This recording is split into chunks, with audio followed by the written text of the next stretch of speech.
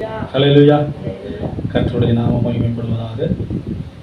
இன்றைய நாளிலும் தியானிக்கும்படியாக எடுத்துக்கொள்ளக்கூடிய அந்த வசனம் 1 சாமுவேல் 1ஆம் அதிகாரம் 5ஆம் வசனத்தை எடுத்தவர்கள் வாசிக்கலாம். 1 சாமுவேல் 1ஆம் அதிகாரம் 5ஆம் வசனம்.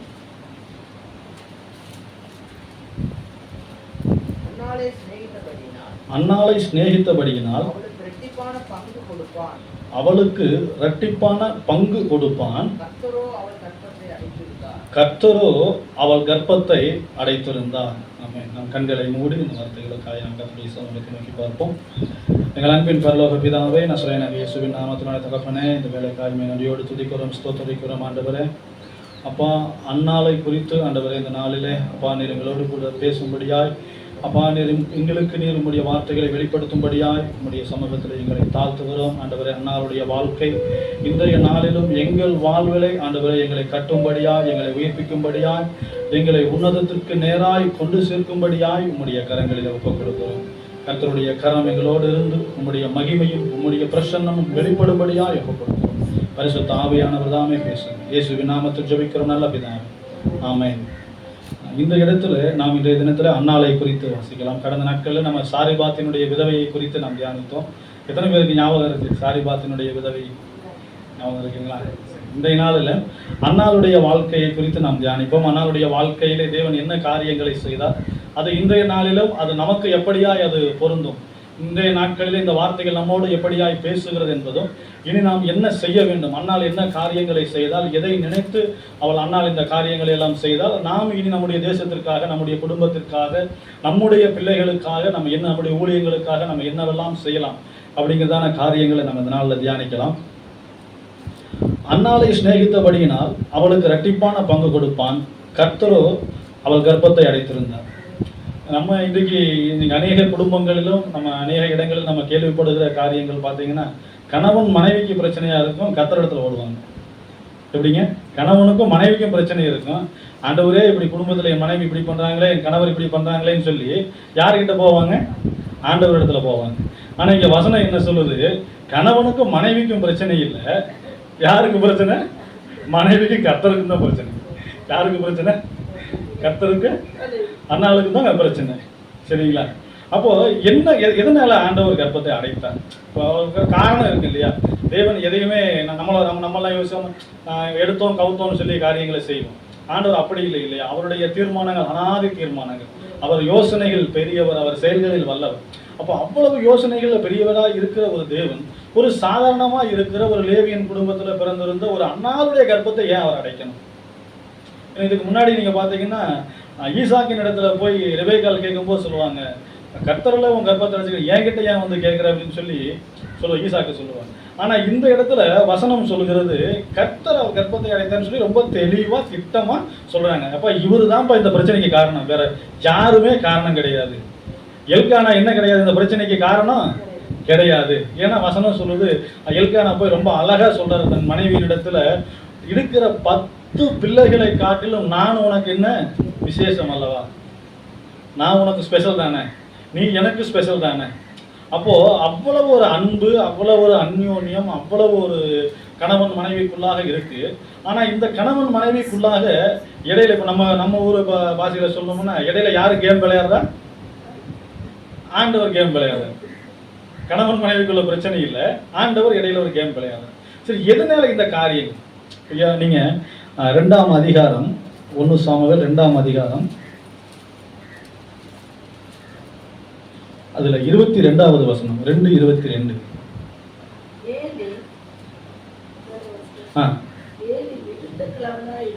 ஏலி மிகுந்த கிழவனாய் இருந்தான். அவன் தன் குமாரர் இஸ்ரவேலுக்கெல்லாம் செய்கிற எல்லாவற்றையும் அவர்கள் ஆசரிப்பு கூடாரத்தின் வாசலில் கூட்டம் கூடுகிற ஸ்திரீகளோடு சயனிக்கிறதை கேள்விப்பட்டு அவர்களை நோக்கி, நீங்கள் இப்படிப்பட்ட காரியங்களை செய்கிறது என்ன? இந்த ஜனங்கள் எல்லாரும் உங்கள் பொல்லாத நடக்கைகளை சொல்ல கேட்கிறேன். என் குமாரரே, வேண்டாம், கேள்விப்படுகிற இந்த செய்தி நல்லதல்ல. நான் கேள்விப்படுகிற இந்த செய்தி நல்லதல்ல. கர்த்தருடைய ஜனங்கள் மீறி நடக்கிறதுக்கு காரணமா இருக்கிறீர்களே. கர்த்தருடைய ஜனங்கள் மீறி நடக்கிறதற்கு காரணமா இருக்கிறீர்களே அப்படின்னு சொல்லி இங்க ஒரு பாவம் நடக்கிறது. எங்க நடக்குதுங்க? எருசலேம்ல அந்த ஆசரிப்பு கூடாரத்திலேயே என்ன செய்யுது? ஒரு பெரிய ஒரு பாவம் நடக்குது. ஆனா இந்த அண்ணாள் பார்த்தீங்கன்னா, அண்ணாலும் எல்கானாவும் அவர்களுடைய இன்னொரு மனைவி எல்கானாவுடைய இன்னொரு மனைவியும் அவருடைய பிள்ளைகளும் வருஷந்தோறும் ஆசரிப்பு கூடாரத்துக்கு வருவாங்க. வருஷந்தோறும் பலி செலுத்துவாங்க. வருஷந்தோறும் அந்த இடத்துல சந்தோஷமா இருந்துட்டு போவாங்க. அதுலேயும் வசனம் ரொம்ப அழகாக சொல்லுது. இன்னொரு மனைவி என்ன செய்வாங்களாம்? அண்ணால வருஷந்தோறும் இவங்களை குத்தி குத்தி பேசிட்டே இருப்பாங்க. உனக்கெல்லாம் நீ ஒரு பொம்பளையா, நீ எல்லாம் வந்து இந்த இடத்துக்கெல்லாம் வரலாமா? உனக்கே குழந்தை இல்லையே, நல்லது இடத்துக்கெல்லாம் நீ வரலாமா? முதல்ல நீ ஒதுக்கியெல்லாம் போய் உட்காந்துருக்கணும். இங்கே எதுக்கு வந்த நீங்க? அந்த ஆளுதான் அறிவில்லாமல் கூப்பிட்றானே, நீயும் வந்துருக்க பின்னாடியே அப்படின்னு சொல்லி என்ன செய்யறாங்க? வருஷந்தோறும் அந்த அம்மாவை என்ன செய்யறாங்களா? காயப்படுத்துறாங்க. அவங்களுக்கு இதே ஒரு வேலையா போச்சு. ஏதாவது ஒரு நல்ல காரியம் நடந்தா என்ன செய்யறது? இவங்களை திட்டி இவன் நம்ம அழுதாதான் அந்த அம்மாவுக்கு சந்தோஷமா இருக்கும் போல. அவ்வளவு ஒரு வன்மம் அந்த அம்மாவுக்குள்ள. ஏன்னா நமக்கு குழந்தைகள் இருக்கு, நமக்கு பசங்க இருக்காங்க, பொண்ணுகளும் இருக்கிறாங்க. பசங்களா இருந்தா கூட சொல்லலாம், பசங்களும் பிள்ளைகள் 2 பேருமே இருக்கிறாங்க. அப்படிங்கிறனால அந்த அம்மாவுக்கு என்ன, இவங்களை பார்த்தா ஒரு ஏளனமான ஒரு பார்வை. அப்போ இத்தனை நாள் அண்ணால் எதற்காக ஜெபம் பண்றாங்க? எனக்கு குழந்தை வேணும், எனக்கு குழந்தை வேணும், எனக்கு குழந்தை வேணும். இவங்க தன்னுடைய சக்களத்துக்காக இவங்க குழந்தை கேட்கும் போதெல்லாம் ஆண்டவர் என்ன செய்யறாரு? அந்த குழந்தைய அடைச்சு அடைச்சு அடைச்சு அடைச்சு அடைச்சு அடைச்சு வச்சுக்கிட்டே வர்றாரு. இவங்களும் வருஷம் வருஷம் போய் கேட்க, அவர் வருஷம் வருஷம் என்ன செய்யறது? இப்போ நம்ம இப்போ வர பாஸ்டர் வீட்டுக்கு வரோம், வருஷத்துக்கு வரோம், பாஸ்டர் வீட்டை திறங்க பாஸ்டர், அது வரைக்கும் திறந்துருக்கும். நம்ம சொன்ன உடனே இப்போ அடைச்சது என்னடா? நம்ம வீட்டை திறக்க சொன்ன இவர் அடைச்சு வைக்கிறார். அப்புறம் மறுபடியும் அடுத்த வருஷமாவது போவோம், பாஸ்டர் வீடு நம்ம வரும்போது திறந்துதான் இருக்கும். பாஸ்டர் வீட்டை திறங்க பாஸ்டர், இல்லை நான் அடைச்சு வைப்பேன். என்னடா அது? இன்னைக்கு வந்தால் மறுபடியும் இன்னைக்கு வீட்டை அடைச்சு நம்ம வீட்டை திறக்க தானே சொல்கிறோம். நம்ம கேட்கறது ஒன்று, அங்கே நடக்கிறது வேற ஒன்று. அப்போ அவங்களுக்கு இப்போ ஆண்டவர் ஒன்று எதிர்பார்க்கிறார். அண்ணாள் கிட்ட ஆண்டவர் என்ன செய்யறார்? ஒரு காரியத்தை எதிர்பார்க்கிறார். நீ பண்ற ஜெபம் கரெக்ட் தான், அதனுடைய நோக்கம் என்ன தப்பா இருக்கு. நீ பண்ற ஜெபம் கரெக்டு, ஆனா என்ன செய்யல, நீ கேட்கிற நோக்கம் தப்பு. நீ என்ன செய்யற? அந்த குழந்தைய நீ யாருக்காக கேட்கிற? உனக்காக கேட்கிற. உன்னுடைய சத்துருக்களுக்கு முன்பாக, உன்னை தூசிக்கிறவர்களுக்கு முன்பாக, உன்னை நிந்திக்கிறவர்களுக்கு முன்பாக, இல்லை இல்லை நான் மலைவி இல்லை, எனக்கும் குழந்தை பிறக்கும், நானும் மற்ற ஸ்திரீகளை போலதான், நானும் என் கணவனுக்கு என்ன செய்ய முடியும்? சந்தோஷத்தை கொடுக்க முடியும், என் பிள்ளைகளை பெற்றெடுக்க முடியும்னு சொல்லி நீ என்ன செய்யற? மற்றவர்களுக்கு உன்னை நிரூபிக்க நீ என்ன செய்யற? குழந்தைய கேட்கிற. அதனாலே நீ மற்றவர்களுக்கு நிரூபிக்க என்ன செய்யல? உனக்கு நான் குழந்தைய கொடுக்க போறதில்லை. அநேக ஆயிரங்களுக்கு ஆசீர்வாதமா இருக்கும்படி, இஸ்ரவேலுக்கு ஆசீர்வாதமா இருக்கும்படி, இஸ்ரவேலில் ஒரு தீர்க்கதரிசி எப்படியாய் பின்வருகிற நாட்களில் இருக்கணும்னு சொல்லி காட்டும்படியாக நான் உனக்கு ஒரு பிள்ளையை கொடுக்க ஆசைப்படுறேன். நீ என்ன செய்யற? சக்கலத்தையோட சண்டை கட்டிட்டு எனக்கு குழந்தைய கொடுங்க, எனக்கு குழந்தைய கொடுங்கன்னே கேட்குறேன். அப்போ என்ன செய்யுது? அண்ணாளுக்கு தன்னுடைய வேண்டுதல் என்னன்னு தெரியுது, நம்ம இதை தான் கேட்கணும்னு தெரியுது. பட் என்ன, அதை எப்படியா கேட்கணும் அப்படிங்கிறது என்ன செய்யலாம் அவங்களுக்கு தெரியல. அப்போ அண்ணாள் ரொம்ப வருஷம் வருஷம் வர்றாங்க பார்க்குறாங்க, வருஷம் வருஷம் வர்றாங்க பார்க்குறாங்க. ஆனால் இந்த வருஷம் என்ன செய்கிறாங்க? அநேக காரியங்களை பார்க்குறாங்க. என்ன செய்கிறாங்க? அநேக காரியங்களை பார்க்குறாங்க. அதற்கு முன்பாக செய்யாத ஒரு ஜெபத்தை அந்த இடத்துல அவங்க செய்கிறாங்க. என்ன செய்கிறாங்கன்னா, இன்னும் எனக்கு ஒரு குழந்தைய கொடுத்தீங்கன்னா அந்த குழந்தை கையில் என்ன செய்யாது? சவரன் கத்தி படாது அப்படின்னா அது நசரேய விரதத்துக்கு ஒரு அடையாளம். நசரேய விரதத்துக்கு ஒரு அடையாளம். அப்போ ஒரு நசரேய விரதத்துக்கு அவங்க ஒப்பு கொடுத்துட்டா அவங்க என்ன செய்கிறாங்க? தேவாலயத்தில் கொண்டு வந்து அந்த குழந்தைய விட்டுறாங்க. ஏன் தேவாலயத்தில் கொண்டு வந்து விடணும்? ஏன் தேவாலயத்தில் கொண்டு வந்து விடணும்? அப்போ பார்த்தீங்கன்னா அப்போதான் இவங்க இருதயத்திலிருந்து ஒரு பெரிய ஒரு கண்ணீரும், பெரிய ஒரு கதறலும், பெரிய ஒரு சத்தமும் வருது. என்னன்னா, இவங்க யாரு? அண்ணாள் எந்த கோத்திரத்தை சேர்ந்தவங்க? லேவி கோத்திரத்தை சேர்ந்தவங்க. அண்ணாள் யார்? எந்த கோத்திரம்? லேவி கோத்திரம். எல்கானா யாரு? லேவி கோத்திரத்தை சேர்ந்தவங்க. பிரதான ஆசாரியர் யாரு? ஏலி எந்த கோத்திரம்? லேவி கோத்திரம். அப்ப எந்த கோத்திரத்தான் நாங்க பிரதான ஆசாரியனா இருக்கிறானோ அதே கோத்திரத்தானுடைய பிள்ளைகள் என்ன செய்யறாங்க? பாவம் செய்யறாங்க.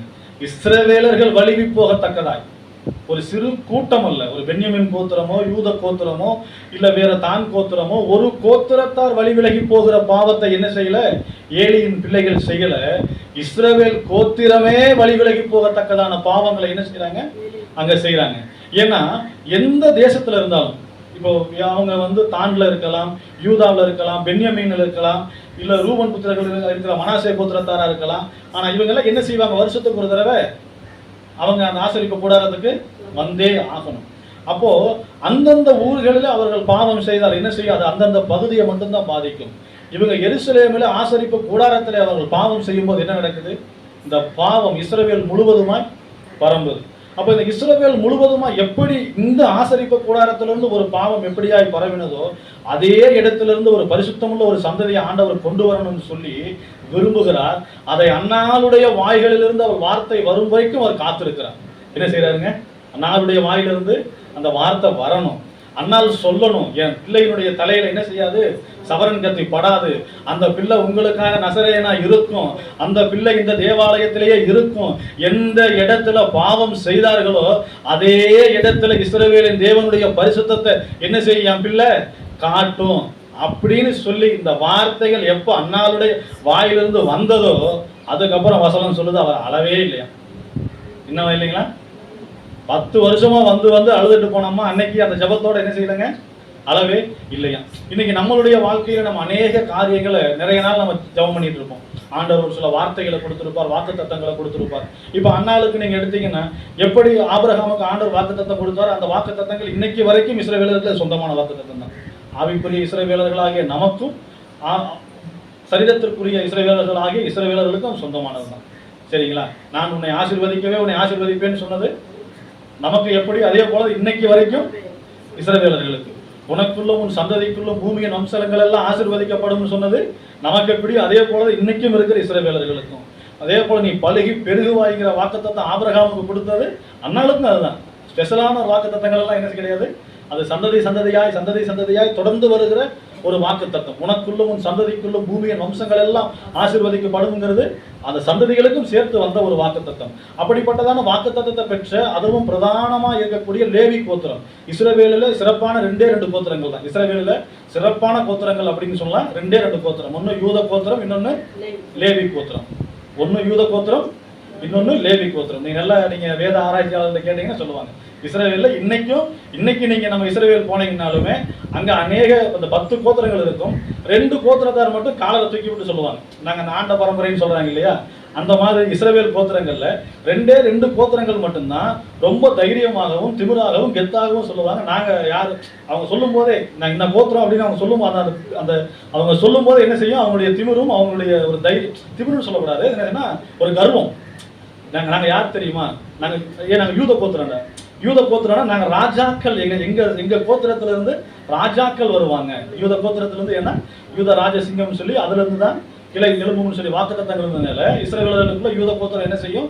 நாங்க ஆளுகை செய்யக்கூடிய ஒரு கோத்திரம், நாங்க ராஜ கோத்திரம் அப்படின்னு சொல்லி யூதர்களுக்குள்ள ஒரு கம்பீரம் இருக்கும். அதே போல லேவி கோத்திரத்துக்குள்ள என்ன ஒரு கம்பீரம் இருக்கும்னா, நீங்க எங்க வேணாலும் போய் சுத்தி வர ராஜா, கடைசியில் என்கிட்ட தான் வரணும்.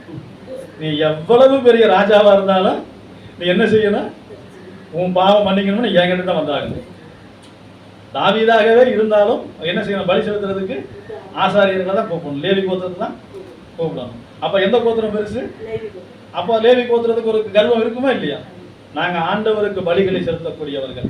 நாங்க யாரு? ஆண்டவருக்கு நாங்கள் பலியை செலுத்தக்கூடியவர்கள். இஸ்ரவேலுக்கு நாங்க யாரு? பாவ நிவர்த்தி செய்யக்கூடியவர்கள். அப்படிங்கிற ஒரு கர்வம் அவங்களுக்குள்ள இருக்கு. ஸோ அப்படிப்பட்டதான ஒரு கோத்திரத்தில் இருக்கிற ஒரு மகள் ஒரு ஜெபத்தை எப்படி செய்யணும்? குழந்தை வேணுங்கிறது உண்மைதான், ஆனா அந்த குழந்தை எதற்காக வேணுங்கிறது அங்க பிரச்சனை. இந்த அம்மாவுக்கு என்ன பிரச்சனை? எனக்கு குழந்தை வேணும், மற்றவங்க முன்னாடி நான் என்ன செய்யணும்? கௌரவமா நான் போகணும் வரணும். இந்த கெடா வெட்டுறது அப்படி நம்ம ஊரில் பாதிச்சுமே கெடா வெட்டு போய் ஆசரிப்பு கூடாரத்தில் போய் எல்லாம் பலி செலுத்தி எல்லாம் அவங்க பண்ணும்போது நானும் என்ன செய்யணும்? எந்த ஒரு சங்கடமும் இல்லாமல் நான் தைரியமாக போகணும், நான் கௌரவமாக போய் உட்காரணும், கால் மேலே கால் போட்டு நான் போய் உட்காரணும், என் சக்கலத்துக்கு முன்னாடி நானும் சந்தோஷமாக போய் உட்காரணும் அப்படிங்கிற ஒரு எண்ணம் தான் யாருக்கு? அன்னாளுக்கு. ஆனால் ஆண்டவர் என்ன செய்யல? அதை விரும்பலை. அன்னாலே இதுக்கு உனக்கு குழந்தை தேவையில்லை, இதுக்கான குழந்தைய நான் உனக்கு அப்புறம் தரேன், நீ முதல்ல என்ன செய்ய? எனக்கான குழந்தைக்காக நீ ஜெபம் பண்ணு. உனக்கான குழந்தைய நான் என்ன செய்யறேன்? அப்புறமா தரேன். நீ முதல் குழந்தைய எனக்கான குழந்தைக்காக நீ என்ன செய்ய? நீ ஜெபம் பண்ணு. அந்த ஜெபத்தை நீ எப்படி செய்யணும்னு சொல்லி ஆவியானவர் இருதயத்தில் வெளிப்படுத்தின பிரகாரம் வசனம் சொல்றது. அவர் 7 இடத்துல கேட்கும் போது சொல்றா, என் இருதயத்துல இருந்த எல்லா மன கிளாஸையும் நான் என்ன செஞ்சுட்டேன்? ஊற்றி விட்டேன். அப்ப என்ன மன கிளாஸும்? குழந்தை வேணும் அப்படிங்கிறது ஓகே, அந்த குழந்தைய கர்த்தருக்காக கொடுக்குறேன்னு சொல்லி ஓகே. அப்ப அண்ணால் என்ன பார்க்கிறா? அந்த இடத்துல நடக்கிற எல்லா அக்கிரமங்களையும் பார்க்கிறான். பழைய ஏற்பாட்டில் இருக்கிற நியாயப்பிரமாணத்திற்கு விரோதமான பாவ காரியங்களை எல்லாம் பார்க்கிறார். அந்த பாவ காரியங்கள் எல்லாம் என்ன செய்யுது? அவளை பாதிக்குது. 10 வருஷமா வந்தவளுக்கு பாதிக்காத ஒரு பாதிப்பு அன்றைய நாள் ஒரு பெரிய பாதிப்பு உண்டாகுது. தேவனுடைய இருதயத்தினுடைய அங்கலாய்ப்பு என்ன செய்யுது? அன்னாளுடைய இருதயத்தை பாதிக்குது. ஏன் ஆசரிப்பு கூடாரத்தில் இப்படி பாவம் செய்யறாங்க? அதுவும் பிரதான ஆசாரியனுடைய பிள்ளைகளே இப்படி செய்யலாமா? நம்ம என்ன கோத்திரம்? நம்ம எப்படிப்பட்ட கோத்திரம்? நம்ம உலகத்தினுடைய பாவத்துக்காக இல்லை, நம்ம இஸ்ரவேலுடைய பாவத்தினுடைய எல்லா பாவத்தையும் நம்ம பிரதான ஆசாரியர் என்ன செய்யணும்? எடுக்கணும். இஸ்ரவேலுடைய எல்லா பாவமும் யாருடைய தலையில போய் விடியும்? பிரதான ஆசாரியர் தான். அவர் தான் ரத்தத்தை கொண்டு போய் என்ன செய்யணும்? உள்ள உடன்படிக்கை பெட்டி இருக்கிற கொம்புகளுக்கு மேல போய் தெளிக்கணும். இவர் பாவம் செஞ்சுட்டு உள்ள போனா என்ன செய்ய முடியாது? வெளியில வர முடியாது. கையில கட்டி தான் இழுக்கணும். அவர் கையில தான் இழுக்கணும். ஸோ அப்படி அவ்வளவு பரிசுத்தமுள்ள ஒரு ஆண்டவர்கிட்ட நம்ம இருக்கிறோம். ஆனா இந்த பசங்க என்ன செய்யறாங்க? இப்படி பாவம் பண்றாங்களே அப்படின்னு சொல்லி அந்த பாவத்தின் நிமித்தம் அவங்க மனசு ரொம்ப உடைக்கப்பட்டு அங்க இருக்கிற சூழ்நிலைகளை எல்லாம் பார்க்கிறாங்க. அந்த சூழ்நிலைகள் எல்லாம் பார்த்தது நிமித்தம் அவங்க மனசு என்ன செய்யுது? இவ்வளவு நாள் உடையாத அந்த இருதயம் என்ன செய்யுது? உடையது. இவ்வளவு நாள் தனக்காய் அழுத கண்கள், தனக்காய் வேண்டின வாய்கள், தனக்காய் பரிதவித்த இருதயம் இப்ப யாருக்காக வேண்டுதல் செய்யுது? ஆண்டவருக்காக வேண்டுதல் செய்யுது. தனக்காக கண்ணீர் சிந்தின கண்கள் இப்போ யாருக்காக கண்ணீர் சிந்தது? ஆண்டவருக்காக கண்ணீர் சிந்தது. தனக்காக பிள்ளை வேணும் என்று கேட்ட அதே அண்ணால் இப்ப யாருக்காக பிள்ளையை கேட்கிறா? எனக்கு இல்ல, எனக்கு பிள்ளை இப்ப வேணாம். முதல்ல பிள்ளை யாருக்கு வேணும்? ஆண்டவருக்கு வேணும். எனக்கு பிள்ளை எனக்கு வேண்டவே, இந்த ஒரு பிள்ளை இருந்தா கூட போதும், இந்த ஒரு பிள்ளையை நான் என்ன செய்வேன்? ஆண்டவருக்கு நான் கொடுப்பேன். அந்த பிள்ளை கர்த்தருடைய சந்நிதியில வளரும். இஸ்ரவேலுக்கு அது நியாயப்பிரமாணத்தை போதிக்கும். இஸ்ரவேல ஜனங்கள் எப்படியா இருக்கணும், ராஜாக்கள் எப்படியா இருக்கணும், பலிகள் எப்படியா செலுத்தப்படணும்னு சொல்லி மோசேயினுடைய அத்தனை நியாய பிரமாணத்தை என் பிள்ளை என்ன செய்யும்? சரியாய் செய்வான்னு சொல்லி அந்த ஜெபத்தை அவங்க ஏறெடுத்தாங்க பாருங்க. அதுக்கப்புறம் அவங்க வாழ்க்கை மாறிடுச்சு. அதுக்கப்புறம் அவங்க வாழ்க்கை மாறிடுச்சு. நம்மளும் இன்றைக்கு நம்ம ஆண்டவருடைய சமூகத்துல நம்ம இத்தனை வருஷமா சபைக்கு வரலாம், இத்தனை நாட்கள் நம்ம ஜெபிக்கலாம். ஒரு சிலருக்கு நம்முடைய ஜெபங்கள் ஏன் இன்னும் ஆண்டவர் கேட்கலைங்கிற ஒரு கேள்வி இருக்கலாம். அந்த ஜெபங்கள் ஏன் கேட்கப்படலைன்னா, அந்த ஜெபங்கள் ஏன் இவ்வளவு நாளும் ஆண்டவர் நிறுத்தி வைத்திருக்கிறார்னா, அந்த ஜெபத்தினுடைய நோக்கம் உங்களுக்கானதல்ல, அது கர்த்தருக்கானது. நீங்க இன்னைக்கு வரைக்கும் நீங்க கேட்கிறீங்க, அது உங்களுக்குன்னு கேட்கிறீங்க. ஆண்டவர் உங்களிடத்துல இருந்து விரும்புறது, என் மகனே என் மகளே, நீ உனக்காக கேட்காத, இந்த காரியம் எனக்கானது, இந்த காரியம் எனக்கானது, நீ இந்த காரியத்தை நீ எனக்காக கேள், நான் உனக்காக இறங்கி வந்து கிரியை செய்வேன் ஆண்டவர் சொல்றார். நம்ம ஆண்டவருக்காக இன்றைக்கு நம்முடைய தேசத்துல இன்னைக்கு பாஸ்டர் சொன்னாங்க, இன்னைக்கு நம்முடைய தேசத்துக்காக நம்ம ஜெபம் பண்ணணும்னு சொல்லி. நம்முடைய தேசத்துல நடக்கிற காரியங்கள் இன்னைக்கு என்னன்னா, இன்னைக்கு சோசியல் மீடியாவில இருந்து டிவி சேனல்ஸ்ல இருந்து நீங்க எந்த காரியங்கள் எடுத்தாலும் அவங்கள மீறி வெளியில எதுவுமே வராது. அவங்கள மீறி வெளியில எந்த ஒரு காரியங்களுமே வராது. ஒரிஷாவில் இன்னைக்கு அவ்வளவு கலவரம், 2008 எப்படியா ஒரு பெரிய கலவரங்கள் நடந்ததோ அதே போல இன்னைக்கு சைலண்ட் கில்லிங்.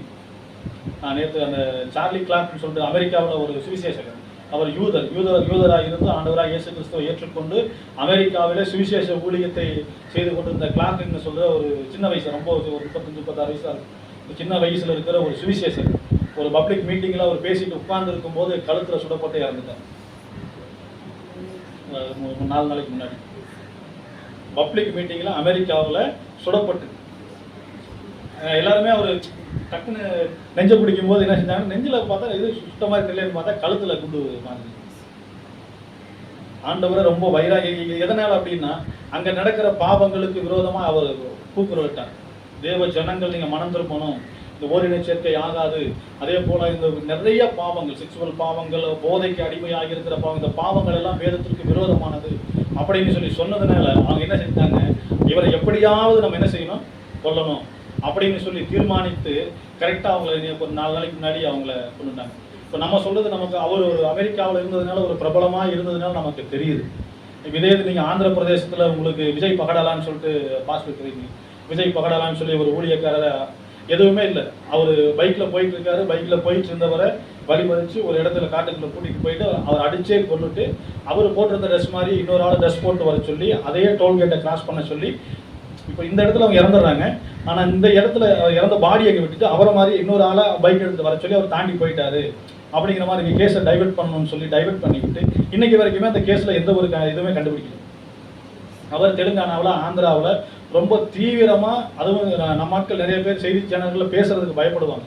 அவர் செய்தி சேனல்களில் போய் உட்கார்ந்து பேசுவார். கர்த்தர் தான் தெய்வம், எலியாவை போல ரொம்ப தீர்க்கமா திட்டமா ஆண்டவருக்காக வைராக்கியமா பேசின ஆள் அவரெல்லாம். நீங்க பாத்தீங்கன்னா இது என்னன்னா அது ஆக்சிடென்ட் கேஸ் மாதிரி இது முடிச்சுட்டாங்க. அப்ப அந்த மாதிரியான ஒரு நூதனமான முறைகளில் பிசாசு இன்னைக்கு செயல்பட்டு கொண்டிருக்கிறாங்க. இப்போ நம்ம வேதத்தின் அடிப்படையில் எடுத்துக்குவோம். இயேசு கிறிஸ்துவை அவர்கள் கொண்டது கொலையா இல்ல தண்டனையா? யூதர்கள் செஞ்சது கொலையா தண்டனையா? இயேசு சாமியை சிலுவையில் அடிச்சாங்க இல்லைங்களா, அதை அவங்க கொலை செஞ்சாங்களா தண்டனை கொடுத்தாங்களா? கொலை செஞ்சாங்க. ரோமர்கள் தண்டனை கொடுத்தாங்க, இவங்க சொன்னதுக்காக அவங்க தண்டனை நிறைவேற்றினாங்க. கொலை செஞ்சது யாரு? இவனுடைய ரத்தப்பலி எங்கள் மேலும் எங்கள் பிள்ளைகள் மேலும் வருதுன்னு சொல்லி அந்த கொலைபாதக செயலுக்கு பொறுப்பெடுத்துக் கொண்டாங்க. அதே போலதான் இன்னைக்கு இருக்கிற ஊழியர்களை கொலை செய்கிறது. எப்படி வெளியில தெரியாம எப்படி அவங்களை கொல்ல முடியும்? வெளியில தெரியாம நீங்க இன்னைக்கு ராஜஸ்தான், பீகார், ஒரிஷா, மத்திய பிரதேசம், நீங்க வட மாநிலங்கள்ல அவ்வளவு கொடுமைகள் கிறிஸ்தவர்களுக்கு விரோதமா நடக்குது. நான் எங்க ஊர்ல எங்க நாங்க சிஎஸ்ஐ சர்ச்சில் எங்க வீட்டில் நடக்கிற ஜெபத்துல, நான் வெளியில போகிற இடங்கள்ல நான் எல்லாரும் இடத்துலையுமே நான் அடிக்கடி சொல்லுவேன், மிஷினரிகளுடைய வாழ்க்கை வரலாறு நம்ம சொல்லணும் அப்படின்னு சொல்லி நான் எல்லாத்தையும் சொல்றதுதான். என்னன்னா இன்னைக்கு நீங்க இந்த இடத்துல உட்கார்ந்து இருக்கிறதும், நான் இந்த இடத்துல வந்து இந்த மைக்கை பிடிச்சிட்டு நான் பேசுறதும், இந்த வார்த்தைகளை நான் படிக்கிறதும் இங்க இந்திய தேசத்துல பிறந்த எவனாலையும் கொடுக்கப்படலை. இந்த வார்த்தைகளை நீங்களும் நானும் படிக்கிறது இந்த இந்திய தேசத்துல பிறந்த எந்த இந்தியனாலையும் கிடையாது. நீங்கள் நல்ல துணிமணிகள் போட்டுக் கொண்டிருக்கிறது இந்திய தேசத்தில் இருக்கிற எந்த இந்தியனாலையும் கிடையாது. இந்துக்களால் சொல்லப்படுகிற எந்த சாமியாலையும் கிடையாது. வெளிநாடுகளில் இருந்து இயேசுவின் அன்பை சொல்ல வந்து இதே நாகர்கோவில், கன்னியாகுமரி, நம்ம தமிழ்நாடு முழுசும் அவங்க தங்களுடைய தேசத்திலிருந்து வந்த ராக்லாண்டு பெரிய பெரிய ஆட்கள் நம்ம நினைச்சிட்டு இருக்கிறோம். நம்மெல்லாம் சொல்லப்போனா தாவீது சொன்ன மாதிரி நம்ம செத்த நாய்க்கும் தகுதி இல்லாத ஆட்கள். ஆனா வெளிநாடுகளில் தங்களுடைய சொத்துக்களை வித்து ராக்லாண்டெல்லாம் பெரிய ராஜ குடும்பத்தில் பிறந்தவர். ராஜ குடும்பத்தில் பிறந்த நாகர்கோவில், கன்னியாகுமரி பகுதிகளில் தட்டு இல்லாமல் தொப்பியில் தண்ணி வாங்கி குடிச்சு ஊழியம் செஞ்ச ஆட்கள். ராஜ குடும்பம், இங்கிலாந்து அரச குடும்பத்தில் பிறந்தவர். சாதாரண குடும்பம் இல்லைங்க, இங்கிலாந்து அரச குடும்பத்தில் பிறந்தவர். அரச குடும்பத்தில் பிறந்து இங்கே வந்து அன்னாடு காட்சிகளை போல அப்பத்துக்கு வழி இல்லாமல், சாப்பாட்டுக்கு வழி இல்லாமல், தண்ணிக்கு வழி இல்லாமல் பெரிய பெரிய வாய்ப்புகள் வந்து அந்த வாய்ப்புகளை எல்லாம் நிராகரித்து இந்த பகுதியில் இருக்கிற மக்களுக்காக நான் ஊழியம் செய்யணும்னு சொல்லி வந்து செஞ்சவங்க. அண்ணாலை போல இருக்கிற காரியத்தை யோசிச்சதை விட்டுட்டு இனி அடுத்து என்ன செய்யணுங்கிற காரியங்களை யோசித்தோம். நம்முடைய இந்திய தேசத்தில் நம்முடைய தேசம் எப்படியாக போய்கொண்டு இருக்கிறது, நம்ம யார், முதல்ல நம்ம யார், கிறிஸ்தவங்க யார் அப்படிங்கிற முதல்ல நமக்கு தெரியணும். நம்ம என்ன செஞ்சோம், இல்லை கிறிஸ்தவங்கள் இந்த தேசத்துக்கு என்ன செஞ்சாங்க, இந்த ஜனங்களுக்கு இதெல்லாம் எப்படி வந்தது, இந்த கல்வி எப்படி வந்தது, இந்த மருத்துவம் எப்படி வந்தது, நீங்க இந்த அளவுக்கு இவங்க இவ்வளவு சுகபோகமா போறாங்கன்னு இந்த சுகபோக வாழ்க்கை யார் கொடுத்தது? நான் தைரியமா பேசுவேன், தைரியமா சொல்லுவேன். ஏன்னா எந்த இடங்கள்லையுமே நம்ம கிறிஸ்துவர்கள் நம்மளுடைய காரியங்களை நம்ம விட்டு கொடுத்தோம்னா அடுத்தவன் வந்து தவறா சொல்லுவோம்.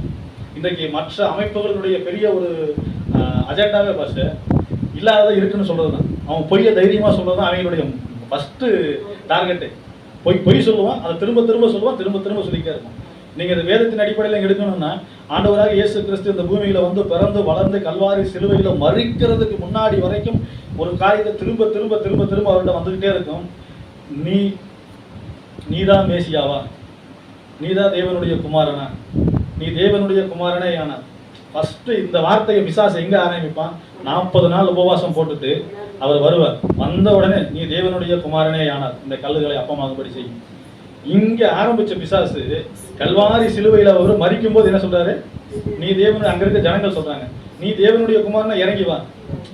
அப்ப ஒரு கேள்வி அவன் கேட்டுட்டு ஒரு பொய்யை அவன் சொல்லிட்டு அவன் என்ன செய்யறதுல ஓஞ்சு போறது கிடையாது. அந்த பொய்யை சொல்லி என்ன செய்வான்? நீ செத்தால விட மாட்டேங்கிற மாதிரி தான். சிலுவையில போய் மனுஷன் சாக கிடக்கும் போது என்ன செய்யறான்?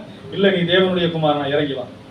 அப்போ என்ன, அவனுக்கு தெரியும் இவருதான் தேவனுடைய குமாரன்னு தெரியும். ஆனா என்ன செய்வான்? இல்ல அப்படிங்கிற சாதிக்கிறதுக்கு உண்டான எல்லா வேலைகளையும் செய்வான். அதே போலதான் இன்றைக்கு நம்முடைய தேசத்துல கிறிஸ்தவம் இந்த தேசத்திற்கு செய்ததெல்லாம் நன்மைதான். இந்த தேசத்துக்கு எந்த ஒரு தீங்கையும் ஒரு நாளும் ஒரு பொழுதும் கிறிஸ்தவம் செய்யவில்லை, கிறிஸ்துவும் செய்யல. இன்றைக்கு வரைக்கும் வந்த மிஷினரிகளும் சரி, பாஸ்டரா இருக்கட்டும், நானா இருக்கட்டும், நீங்களா இருக்கட்டும், இன்னைக்கு நம்ம உட்காந்து ஜெபம் பண்றோம். நம்முடைய தேசம் கெட்டு போகட்டும் ஜெபம் பண்றோம்.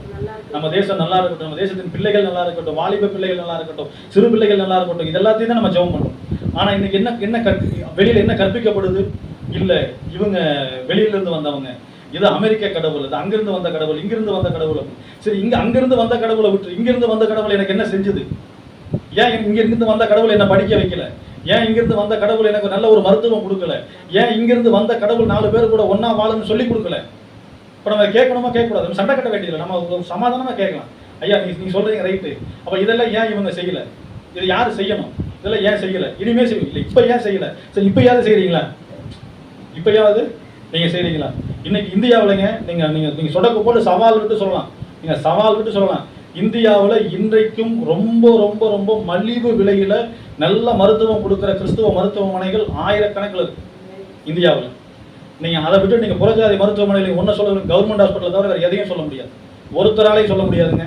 நாங்கள் சவால் விட்டு சொல்லுவோம், கிறிஸ்துவர்களை தவிர மலிவு விலையில மருத்துவம் எங்கேயுமே கிடையாது. ஏன் கிறிஸ்துவன் ஏன் கொடுக்குறான்? ஏன் கொடுக்குறான்? எதுக்காக கொடுக்குறான்? அவன் நினைச்சா மற்றவன் அப்போலோ மாதிரி பெரிய பெரிய மருத்துவர்கள், எஸ்ஆர்எம் மாதிரி பெரிய பெரிய ஹாஸ்பிட்டல்ஸை கட்டிட்டு போகலாமே, ஏன் அவங்க செய்யலை? இல்லை, இது கிறிஸ்துவுக்காக செய்கிறது. இதன் நிமித்தம் கிறிஸ்துவின் நாம மகிமைப்படணும், இதன் நிமித்தம் ஒரு ஆத்துமா ரசிக்கப்படணும். இன்னைக்கு 100 கோடி ரூபாய் செலவு பண்ணுறது பெரிய விஷயம் இல்லை.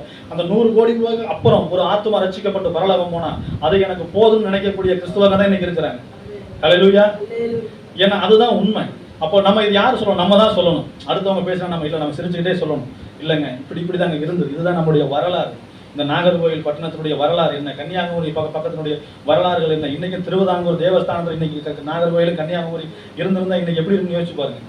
400 வருஷத்துக்கு முன்னாடி இதே கன்னியாகுமரி, நாகர்கோவில், தூத்துக்குடி, சிவகங்கை லைன் ஃபுல்லா இதுதான் ஃபர்ஸ்ட் திருவிதாங்கூர் தேவஸ்தானம் இல்லையா, அதனுடைய அவங்களுக்கு அடிமைத்தனத்தில் இருந்தாங்க. அப்போ அன்னைக்கு இருந்த கொடுமைகள் யோசிச்சு பாருங்க, இன்னைக்கு இருந்தால் எப்படி இருந்திருக்கும். ஸோ இன்னைக்கு அதில் இருந்து எல்லாவற்றிலும் இருந்து ஆண்டவர் தம்முடைய பிள்ளைகளை கொண்டு நம்முடைய ரட்சிப்பின் சுவிசேஷத்தை அறிவித்து இன்னைக்கு விடுதலையை கொடுத்துருக்கிறார். இன்னைக்கு நம்ம சுகமாக இருக்கிறது, சந்தோஷமா இருக்கிறது நம்ம யாருக்காக?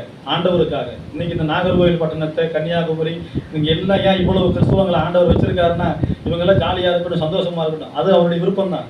அது எல்லாத்தையும் தாண்டி ஒரு தேவ திட்டம் இருக்கு, அது எல்லாவற்றையும் தாண்டி ஒரு தேவ நோக்கம் இருக்கு. அன்னைக்கு ஒரு ஸ்டான்லியினுடைய பேட்டி ஒன்று கேட்கும்போது அவர் ரொம்ப மேலோட்டமாக சொன்னார், இல்லை யூதர்கள் ரொம்ப சிறந்தவங்களா, இல்லை இஸ்ரவேலர்கள் ரொம்ப விசேஷமானவங்களா, அதெல்லாம் கிடையாது. ஆண்டவருடைய திட்டம், அதை நம்ம ஏன்னு கேள்வி கேட்க முடியாது.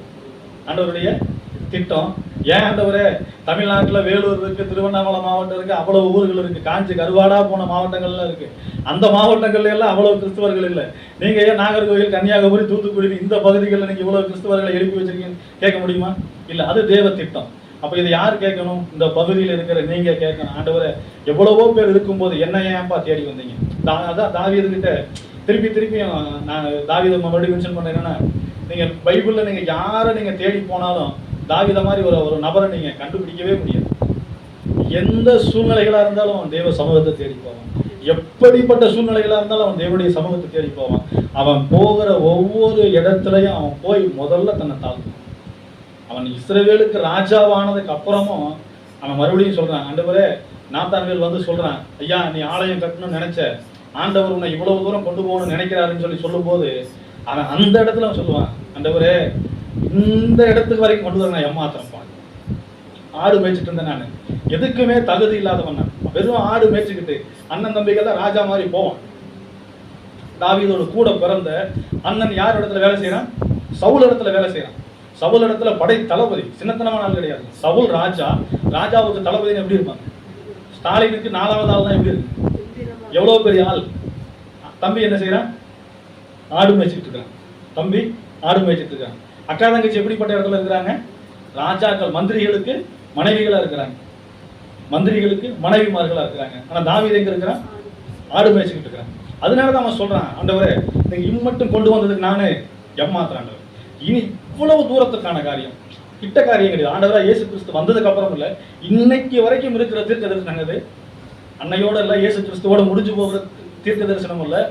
ஆண்டவரா இயேசு கிறிஸ்துனுடைய நாமத்தை நம்ம என்னைக்கு வரைக்கும் இந்த பூமியில சொல்றோமோ அது வரைக்கும் இருக்கக்கூடியதான ஒரு தீர்க்க தரிசன வார்த்தைகளை என்ன சொன்னா நாத்தான்வேல் தாவீது நடத்துல சொன்னான். என்றென்றைக்கு என்ன செய்ய, எனக்கு முன்னாடி உனக்கு ஒரு சிங்காசனம் இருந்துகிட்டே இருக்கும், இங்கேயும் இருக்கும் அங்கேயும் இருக்கும். அப்போ அவ்வளவு பெரிய வார்த்தைகள் வந்த உடனே ஆண்டவரை கொடுத்துட்டீங்க, ஆண்டவரை ஸ்தோத்திரம்பா ஸ்தோத்திரம்பான்னு கையை தட்டிட்டு ஆர்ப்பரிச்சு ஆரவாரம் பண்ணிட்டு அவன் போகல. முதல்ல போய் அவன் என்ன செஞ்சான்? தன்னை தாழ்த்தின. ஆண்டவரே நான் எம்மாத்திரம்பா, நான் இதுக்கெல்லாம் தகுதியா, நான் எதுக்குமே தகுதி இல்லாதவன் ஆண்டவரேன்னு சொல்லி. அதே போலதான் இன்றைக்கு இந்த நாகர்கோவில் பட்டணத்துல நம்ம 4 பேர் இருக்கலாம். நம்ம நினைக்கலாம் நம்மெல்லாம் ஒரு பொருட்டா, நம்மெல்லாம் ஒரு ஆளா, அந்த 4 பேர் கூட்டமெல்லாம் ஒரு பெரிய கூட்டமாக நினைக்கலாம். ஆனால் அதெல்லாம் கிடையாது. கர்த்தருடைய பார்வையில் நான் அடிக்கடி பாஸ்டர் சொல்லுவேன், பாஸ்டர் ஆண்டவருடைய பார்வையில் எண்ணிக்கைகள்லாம் கிடையவே கிடையாது. நமக்குள்ள இருக்கிற எண்ணங்கள் தான் பேசணும். எண்ணிக்கை பேசவே பேசாது.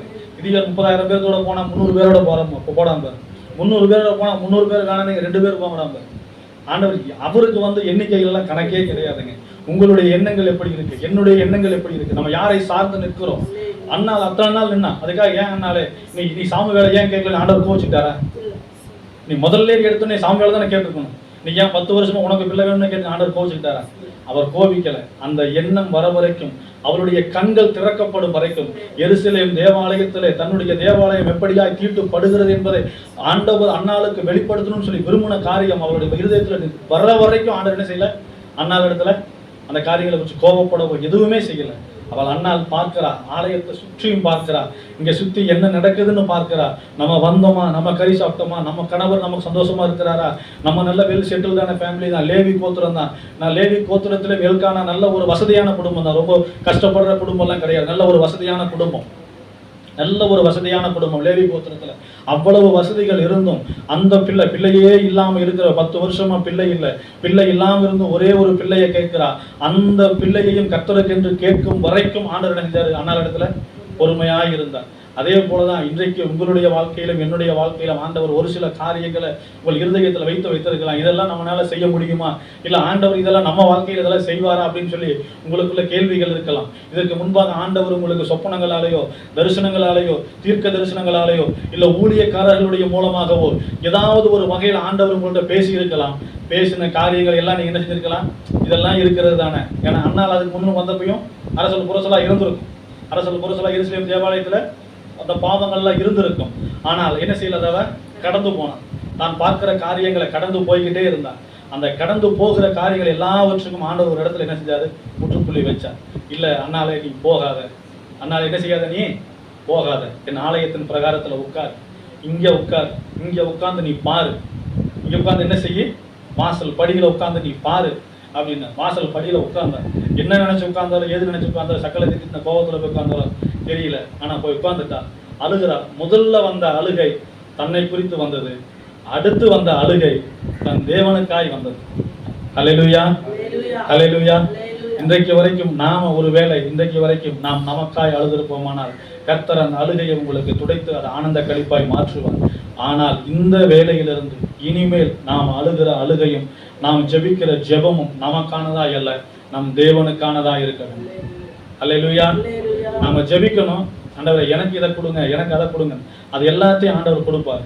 இனி நம்ம ஜெபிக்கிற ஜெபம் நம்முடைய வாழ்க்கையில் எப்படி இருக்கணும்? நம்முடைய தேசத்துக்கானதா இருக்கணும், நம்முடைய இந்திய தேசத்துக்கானதா இருக்கணும். எவ்வளவு மிஷினரிமார்கள் வந்து இந்த இடத்துல ரத்தம் சிந்தி அவ்வளவு தன்னுடைய சொந்தங்களை விட்டு, பந்தங்களை விட்டு, சொத்துக்களை விட்டு, சொகத்தை விட்டு இந்த இடத்துல வந்து அவ்வளவு கஷ்டப்பட்டு நமக்கு சுவிசேஷத்தை சொன்னாங்க. இந்த சுவிசேஷத்தை ஏற்றுக்கொண்ட நாம் லேவி கோத்திரம் தான். லேவி கோத்திரம் எங்கிருந்து வந்தது, எப்படி வந்தது?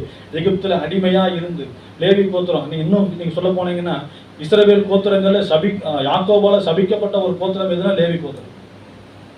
லேவியினுடைய பட்டயம் என்ன செய்யட்டும்?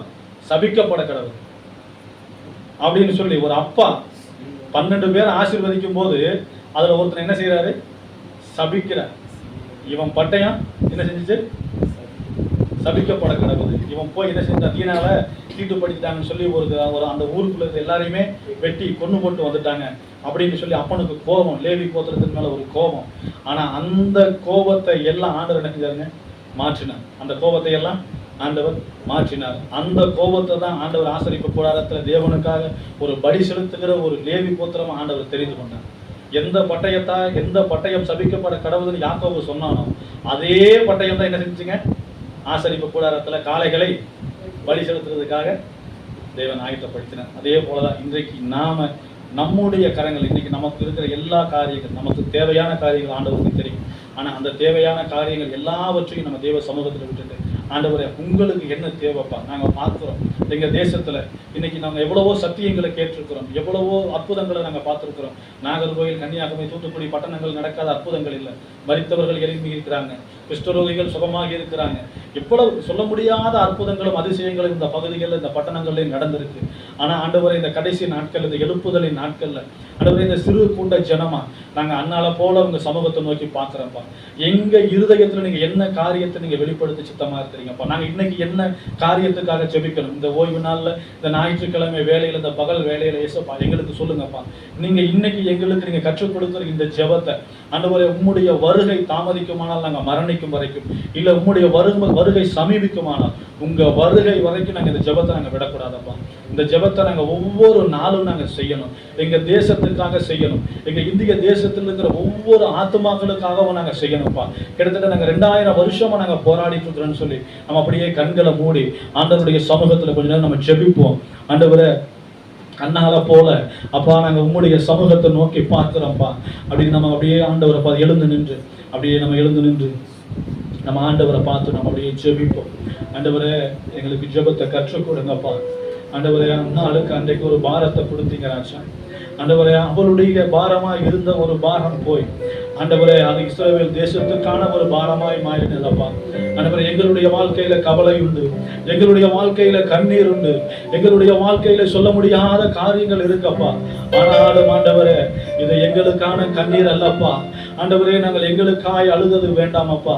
இனி நாங்க ஆண்டவரே உங்களுக்காக, உங்க ராஜ்யத்துக்காக ஆண்டவரே பரலோகத்துல உம்முடைய சித்தம் செய்யப்படுவது போல ஆண்டவரே இந்த பூலோகத்திலேயும் உம்முடைய சித்தம் செய்யப்படும்படியாய் ஆண்டவரே நாங்கள் உம்முடைய சமூகத்தை நோக்கி பார்க்கிறோம் ராஜா. ஆண்டவரே, இந்த பகல் வேளையில அப்பா உம்முடைய இருதயத்தை எங்களுக்கு தாரும் ராஜா. ஆண்டவரே, உம்முடைய இருதயத்தை எங்களுக்கு தாங்கப்பா. ஆண்டவரே, எங்கள் இந்திய தேசத்தை ஆண்டவரே நாங்கள் உம்முடைய கரங்களில் ஒப்பு கொடுக்கிறோம் ஆண்டவரே. ஆண்டவரே, நாங்கள் வேறு தேசங்களில் பிறக்காமல் ஆண்டவரே நீர் எங்கள் இந்திய தேசத்துல எங்களை கொண்டு வந்து பிறக்க செய்ததற்கு ஒரு நோக்கம் உண்டப்பா. ஆண்டவரே, இந்த கன்னியாகுமரி, நாகர்கோவில் பகுதிகளிலே அப்பா இவர்களை பிறக்க செய்ததற்கான ஒரு நோக்கம் உண்டு ராஜா. ஆண்டவரே, நாங்கள் நோக்கத்தை அறிந்தவர்களாய், திட்டத்தை அறிந்தவர்களாய் ஆண்டவரே, காரியம் ஒன்றுதான், பிள்ளைதான் தேவை. ஆனால் அந்த பிள்ளை யாருக்காக தேவை? ஆண்டவரே, தேவை ஒன்றுதான். ஆண்டவரே, அந்த தேவை யாருக்கானது? என் அன்பு மகனே, என் அன்பு மகளே, நீ தேவையோடு நிற்கிற தேவை அது உனக்கான தேவையா, இல்லை உன்னை ஆட்கொண்ட உன் தேவனுக்கான தேவையா?